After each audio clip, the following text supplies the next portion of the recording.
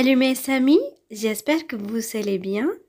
Aujourd'hui sur French Academy Tamil, vous allez apprendre 50 phrases très utiles en français. அனைவருக்கும் வணக்கம். இன்றைய French Academy Tamil வீடியோவிலும் உங்களுடைய நாளாந்த French உரையாடல்களுக்கு தேவையான முக்கியமான வாக்கியங்களை பார்க்க போகின்றோம். பிரெஞ்சு மொழியை தமிழ் மூலம் கற்க ஆர்வமுள்ளவர்கள் மறக்காமல் French Academy தமிழ் சேனலுக்கு சப்ஸ்கிரைப் செய்து அருகில் வரும் பெல் பட்டனை கிளிக் செய்து அதனோடு ஆல் என்ற பட்டனை கிளிக் செய்யும் பொழுதுதான் நான் போடும் வீடியோக்களை தவறாமல் நீங்கள் பார்க்க முடியும். ஒனிவா?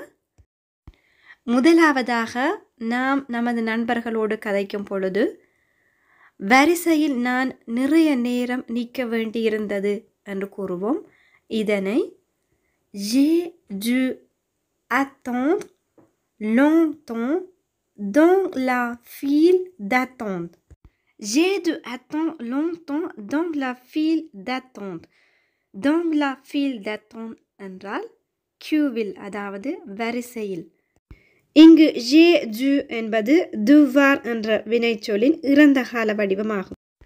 அடுத்து போல் எம்ப்ளோவில் சென்று நான் இப்பொழுது வேலை ஒன்று தேடிக்கொண்டிருக்கின்றேன் என்று கூறுவதற்கு je suis actuellement à la recherche d'un emploi. Je suis actuellement à la recherche d'un emploi. அடுத்து அருகில் நிற்கும் உங்களுடைய குழந்தைகளை காட்டி இவர்கள் என்னுடைய குழந்தைகள் என்று ஒருவருக்கு கூறுவதானால் ce sont mes enfants. Ce sont mes enfants. அவள் தனியாக வாழ்கிறாள். இதனை சொல்வதானால் elle vit seule. Elle vit seule. vivre என்ற வினைச்சொல் elle என்ற எழுவாயோடு நிகழ்காலத்தில் elle vit VIT என்று வரும். உங்களுடைய குழந்தையை பார்த்து நீ வெளியில் சென்று விளையாட விரும்புகிறாயா என்று கேட்பதற்கு tu veux aller jouer dehors? Tu veux aller jouer dehors? அடுத்து குழந்தைகள் உங்களிடம் வெளியே செல்ல கேட்கும் பொழுது ஏற்கனவே நீங்கள் நோ என்று சொல்லியிருப்பீர்கள். அதற்கு நான் ஏற்கனவே நோ என்று சொன்னேன். இதனை எவ்வாறு கூறுவது? j'ai déjà dit non. j'ai déjà dit non. ஒரு இடத்தை காட்டி இங்குதான் அவள் வேலை செய்கிறாள் என்று கூறுவதற்கு c'est ici qu'elle travaille. c'est ici qu'elle travaille. அடுத்து பல்வேறு சந்தர்ப்பங்களில் நாம் கதைக்கும் பொழுது எவ்வளவு காலம் எடுக்கும் என்று கேட்பதற்கு combien de temps ça va prendre? combien de temps ça va prendre? அவனுக்கு 2 பெண் பிள்ளைகள் இருக்கிறார்கள் என்று கூறுவதற்கு il a 2 filles. il a 2 filles. உங்களுடைய குழந்தையை பார்த்து பார்க்குக்கு போக விரும்புகிறாயா என்று கேட்பதற்கு tu veux aller au parc? tu veux aller au parc? குழந்தைகளோடு விளையாடும் பொழுது நான் 3 வரைக்கும் எண்ணப் போகிறேன் என்று கூறுவதற்கு je vais compter jusqu'à 3. je vais compter jusqu'à 3. நாங்கள் வேறு எங்காவது போவோமா என்று கேட்பதற்கு on va ailleurs. on va ailleurs. உங்களுடைய நண்பர்களிடம் நீ எவ்வளவு சம்பாதிக்கின்றாய் என்று கேட்பதற்கு tu gagnes combien? tu gagnes combien? gagner என்ற வினைச்சொல் tu என்ற எழுவாயோடு நிகழ்காலத்தில் gagne என்று வரும். நீண்ட நேரம் தொலைக்காட்சி பார்த்து கொண்டிருக்கும் உங்களுடைய குழந்தையிடம் உடனடியாக தொலைக்காட்சியை நிப்பாட்டு என்று கூறுவதற்கு éteins la télévision immédiatement. Éteins la télé immédiatement என்று கூறலாம். மதிய உணவிற்கு பிறகு தினமும் நான் அரை மணித்தியாலம் தூங்குவேன் என்று கூறுவதற்கு après le déjeuner tous les jours je dors une demi-heure. Après le déjeuner tous les jours je dors une demi-heure. அடுத்து ஒருவரை நாம் சந்தித்து விடைபெறும் பொழுது நாம் எப்பொழுது திரும்பி பார்க்கலாம் என்று கூறுவதற்கு quand est-ce qu'on se revoit? Quand est-ce qu'on se revoit?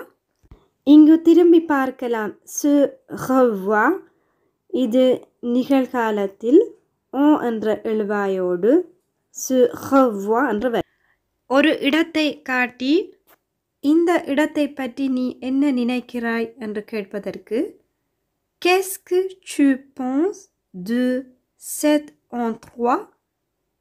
Qu'est-ce que tu penses de cet endroit? நான் அங்கு இப்பொழுது போகிறேன் என்பதற்கு j'y vais maintenant. J'y vais maintenant. இங்கு இ என்பது போகும் இடத்தை குறிக்கும். கடையில் சென்று உதாரணமாக மார்க்கெட்டில் சென்று பொருட்கள் ஏதும் வாங்கும் பொழுது எனக்கு இது வேண்டும் என்று ஒரு குறிப்பிட்ட பொருளை காட்டி கேட்கும் பொழுது je voudrais ceci. Je voudrais ceci என்று கூற வேண்டும். அடுத்து மிகவும் நனைந்திருக்கும் ஒருவரை பார்த்து நீங்கள் மிகவும் நனைந்திருக்கிறீர்கள் என்று கூறுவதற்கு vous êtes trop mouillé. Vous êtes trop mouillé. இங்கு mouillé என்ற வினைச்சொல் voix passive அதாவது செயற்பாட்டு வினையில் வந்திருக்கிறது. தொலைபேசியில் கதைக்கும் பொழுது சத்தமாக கதை எனக்கு நன்றாக கேட்கவில்லை இதனை கூறுவதற்கு parle plus fort je ne t'entends pas bien. Parle plus fort je ne t'entends pas bien. அவர்கள் கொண்டாட்டத்தில் இருக்கிறார்கள் என்று கூறுவதற்கு ils sont à la fête. Ils sont à la fête. அடுத்து அவர்கள் இப்பொழுதுதான் புறப்பட்டார்கள் என்று சொல்வதற்கு ils viennent de partir. Ils viennent de partir என்று கூற வேண்டும். அடுத்து பாரிஸுக்கு போய் வருவதற்கு டிக்கெட் தாருங்கள் என்று கேட்பதற்கு எளிமையாக un aller-retour pour Paris s'il vous plaît. Un aller-retour pour Paris s'il vous plaît என்று கேட்கலாம். தொலைபேசி அழைப்பு எதுவும் வரும் பொழுது சிறிது நேரத்திற்கு பிறகு தயவு செய்து திருப்பி அழைக்க முடியுமா என்று கேட்பதற்கு pouvez-vous rappeler un peu plus tard s'il vous plaît? Pouvez-vous rappeler un peu plus tard s'il vous plaît என்று சொல்லலாம். அடுத்து நான் என்னுடைய பரீட்சையில் நன்றாக தயாராகி தேர்ச்சி பெற்றேன் என்று கூறுவதற்கு j'ai réussi mon examen en étant bien préparé. J'ai réussi mon examen en étant bien préparé. அவன் தொலைக்காட்சி பார்ப்பதில்லை என்பதற்கு il ne regarde plus la télé. Il ne regarde plus la télé. ஒருவரை பார்த்து எவ்வளவு காலம் நீ பிரெஞ்சு மொழியை கற்றாய் என்று கேட்பதற்கு combien de temps as-tu appris le français? Combien de temps as-tu appris le français? வழியில் செல்லும் ஒருவரிடம் அந்த மூலையில் ஒரு ஃபார்மசி இருக்கிறதா என்று கேட்பதற்கு y a-t-il une pharmacie dans le coin? Y a-t-il une pharmacie dans le coin? என்னுடைய சூட்கேஸ் பாரமாக இருக்கிறது என்று கூறுவதற்கு elle est lourde ma valise. Elle est lourde ma valise நான் மேலதிக நேரம் வேலை செய்வதில்லை என்று கூறுவதற்கு je ne fais pas d'heures supplémentaires. Je fais pas d'heures supplémentaires. அடுத்து காற்று வெளியில் பலமாக வீசுகிறது என்று கூறுவதற்கு dehors le vent souffle fort. Dehors le vent souffle fort. நாங்கள் ஒரு பொழுதும் ரேடியோ கேட்பதில்லை என்று கூறுவதற்கு on n'écoute jamais la radio. On n'écoute jamais la radio. அடுத்து இரவு சாப்பாடு நான் சாப்பிட்டபடி தொலைக்காட்சி பார்க்கிறேன் என்று கூறுவதற்கு je regarde la télé en prenant mon dîner. Je regarde la télé en prenant mon dîner. அடுத்து அவனுடைய பெற்றோர்களுக்காக பாடசாலை முன் காத்திருக்கிறான் என்று கூறுவதற்கு il attend ses parents devant l'école. Il attend ses parents devant l'école. நீ தினமும் மாலை வேலை செய்கிறியா என்று கேட்பதற்கு tu travailles tous les soirs. Tu travailles tous les soirs. அடுத்து ஆடை எதுவும் போட்டு பார்க்கும் பொழுது இது எனக்கு கொஞ்சம் இறுக்குகிறது என்று கூறுவதற்கு il me serre un peu. Il me serre un peu என்று கூறலாம். அடுத்து நீங்கள் அவசரப்படவில்லையா என்று கூறுவதற்கு vous n'êtes pas pressé. Vous n'êtes pas pressé. நாளை காலை திரும்ப வர வேண்டும் என்று கூறுவதற்கு il faut revenir demain matin. Il faut revenir demain matin. அடுத்து நீ ஃப்ரீயாக இருந்தால் என்னுடன் வர முடியுமா என்று உங்களுடைய நண்பர்களிடம் கேட்பதாக இருந்தால் si tu es libre tu peux venir avec moi. Si tu es libre tu peux venir avec moi. அடுத்து நான் நகைச்சுவைக்காக இதை சொல்லவில்லை என்று கதைக்கும் பொழுது கூறுவோம் இதனை je ne plaisante pas.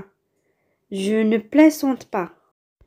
நான் பிரெஞ்சு மொழியை நானாகவே கற்கிறேன் என்று கூறுவதற்கு j'apprends le français par moi-même. J'apprends le français par moi-même. அடுத்து ரெஸ்டாரண்டில் சாப்பிட செல்லும் பொழுது நீண்ட நேரமாகியும் மெனு கார்டு தராவிட்டால் தயவு செய்து மெனு கார்டை தர முடியுமா என்று கேட்பதற்கு pourrions-nous avoir le menu s'il vous plaît? Pourrions-nous avoir le menu s'il vous plaît? அவள் தொலைக்காட்சி பார்த்த பிறகு படுக்க சென்று விட்டாள் என்று கூறுவதற்கு elle est allée se coucher après avoir regardé la télé. Elle est allée se coucher après avoir regardé la télé. அடுத்து நான் வேகமாக கார் ஓட்டியதால் 90 யூரோ அபராத பணம் கட்டினேன் என்று கூறுவதற்கு j'ai payé une amende de 90 euros car j'avais roulé trop vite. அடுத்து நான் உங்களை கூடிய விரைவில் மீண்டும் அழைக்கிறேன் என்று கூறுவதற்கு je vous rappellerai dès que possible. Je vous rappellerai dès que possible. உங்களுடைய பிறந்த தினம் எப்பொழுது என்று கேட்பதற்கு c'est quand votre anniversaire? C'est quand votre anniversaire? இன்று எனக்கு பாடசாலையில் ஒரு கூட்டம் இருக்கின்றது என்று கூறுவதற்கு aujourd'hui j'ai une réunion à l'école. Aujourd'hui j'ai une réunion à l'école. இன்று நான் அலுவலகத்தில் வேலை செய்கிறேன் என்பதற்கு aujourd'hui je travaille au bureau. Aujourd'hui je travaille au bureau. இறுதியாக என்னுடைய அறையில் ஈரப்பதமாக இருக்கிறது என்று கூறுவதற்கு dans ma chambre il fait humide. Dans ma chambre il fait humide.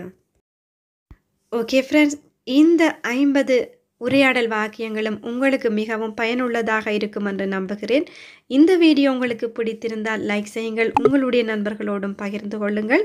Subscribe செய்யாத நண்பர்களாக இருந்தால் மறக்காமல் சப்ஸ்கிரைப் செய்து அருகில் வரும் பெல் பட்டனை கிளிக் செய்யுங்கள். அடுத்த ஒரு வீடியோவில் சந்திக்கும் வரை நன்றி, வணக்கம்.